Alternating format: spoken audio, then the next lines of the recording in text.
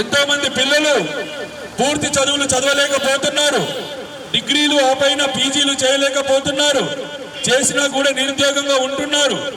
ఎవరు కూడా 10వ తరగతిలో కానీ 12వ తరగతిలో కానీ డిగ్రీలో కానీ ఎవరు వదిలిపెట్టకుండా పూర్తి స్థాయిలో ప్రతి పేద విద్యార్థి కానీ అందరూ విద్యార్థులు పై చదువులు చదివే వరకు నేను శాయశక్తులకు కృషి చేస్తానని కూడా మనవి చేస్తున్నాను.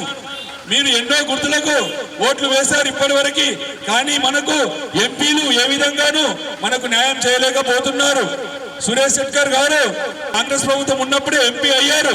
2009లో 1-2 అరకొర పనులు తప్ప మన ప్రాంతానికి ఏమాత్రం అభివృద్ధి చేయలేకపోయారు. 15 సంవత్సరాల తర్వాత మళ్ళీ ఇప్పుడు మన ముందుకు వస్తున్నాడు అదే పార్టీ తరఫున. అప్పుడే ఏమి చేయలేని నేత ఇప్పుడేమైనా చేస్తాడా?